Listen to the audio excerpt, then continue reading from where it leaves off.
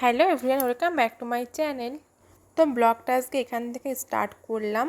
তো আমি এখন এসেছি হচ্ছে আমার বাপের বাড়িতে। আর দেখো ওয়েদারটা কিন্তু বেশ খারাপ, মনে হচ্ছে বৃষ্টি আসবে এখনই। তো আজ হচ্ছে আমার দাদুর মৃত্যুবার্ষিকী, আর ইনি হচ্ছেন আমার ঠাকুরদা। আর আমি যখন 9-এ পড়ি তো আমার ঠাকুরদা তখনই মারা গেছেন। ভীষণই ভালো মানুষ ছিলেন, মানে আমাকে দাদু একটু বেশি ভালোবাসতেন।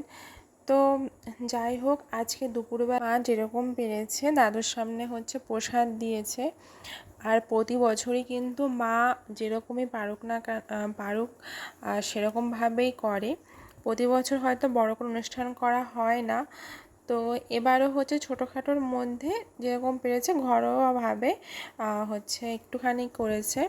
তো দেখো এইখানে হচ্ছে মিষ্টি এনেছে, অনেক মিষ্টি এনেছে, ছানার জিলিপি। তো এই যে, তারপর ফল প্রসাদ, আম, কাঁঠাল। আর আমার দাদু হচ্ছে কাঁঠাল খেতে ভীষণই ভালোবাসতো।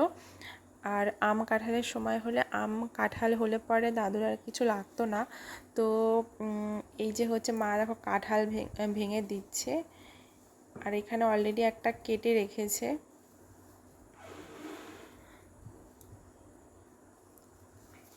তো মা হচ্ছে এখন সবাইকে প্রসাদ দিতে যাবে, আর এইভাবে দেখো থালায় করে করে সাজিয়ে নিয়েছে। তো এখন যাবে হচ্ছে সবাইকে প্রসাদ দিতে। আশেপাশে সমস্ত বাড়িতে প্রসাদ দেবে। আর যেহেতু সেরকমভাবে কিছুই করছে না, তো কাউকে বাড়িতে বলা হয়নি, মাই হচ্ছে গিয়ে দিয়ে আসবে সবাইকে প্রসাদ। তো এই দেখো একবারে যাওয়া হবে না, তো এক একটা বাড়িতে করে এরমভাবে দিয়ে আসবে। তো গাইস, তারপরে ভিডিওটা কন্টিনিউ করতে পারিনি, যেহেতু দেখলেই যে হচ্ছে মেঘ করেছিল, তারপরে থেকে প্রচণ্ড পরিমাণে বৃষ্টি হয়েছে। আর এখানে দেখো নাড়ু বানিয়ে রেখেছে। তো এই যে আমার শ্বশুরমশাই শাশুড়ি মা মিলে যাচ্ছে হচ্ছে ননদ বাড়ি ঘুরতে। তো তারপরে হচ্ছে এই যে বিকালবেলার দিকে আমি এখন বানাবো হচ্ছে মোগলাই। তো আগে কখনো বানাইনি আমি, একদিন আমার বর আমাকে বানিয়ে যদিও খাইয়েছে, তো সেদিন আমি রেসিপিটা ঠিক দেখেছিলাম না। আর আজকে হঠাৎ করে মনে হলো, তো ভাবলাম যে বৃষ্টি যেহেতু হচ্ছে বাইরে, তো এর মধ্যে মোগলাই বানিয়ে খাওয়া মানে খেলে পরে বেশ ভালোই লাগবে। তো বাড়িতে যা যা উপকরণগুলো ছিল তাই দিয়ে মোটামুটি বানিয়ে নিচ্ছি। তো ফার্স্টে আটা দিয়ে ময়দা দিয়ে মেখে তার মধ্যে তেল আর হচ্ছে লবণ দিয়ে জল দিয়ে মেখে কিছুক্ষণ রেখে একটু ফ্রিজে রেখে দেবো। এইভাবে দেখো তেল দিয়ে মেখে তো ফ্রিজে রেখে আমি চলে আসলাম ছাদে। আর এখানে দেখো ভুট্টা গাছ লাগাবো, কয়েকটা ভুট্টার বীজ ছিল, তো সেইগুলোই হচ্ছে টবে করে এক একটা করে লাগিয়ে দেব।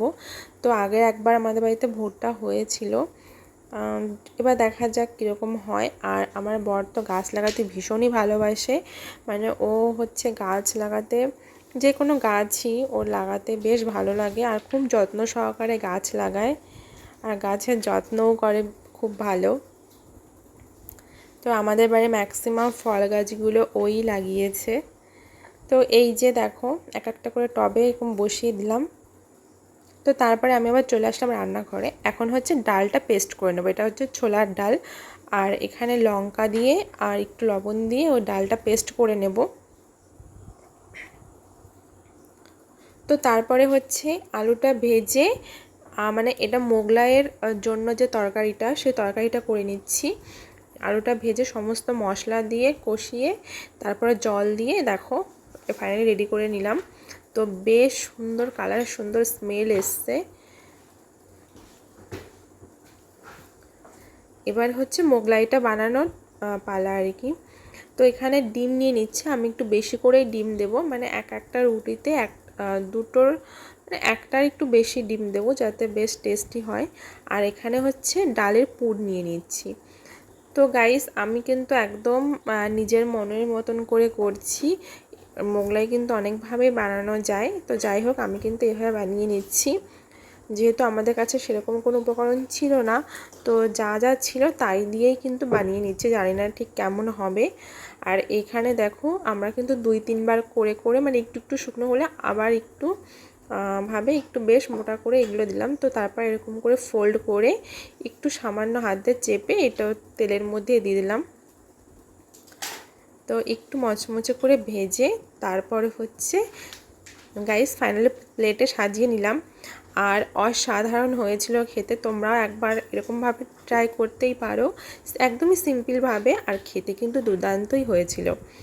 তো নিজে রান্না বলে না, কিন্তু সত্যিই খুব ভালো হয়েছিল। যে আর আমার বর কিন্তু এখানে যথেষ্ট হেল্প করেছে। তো চলো এখন আমরা খাওয়া দাওয়া করে নেব আর ভিডিওটা এখানে শেষ করছি। টাটা।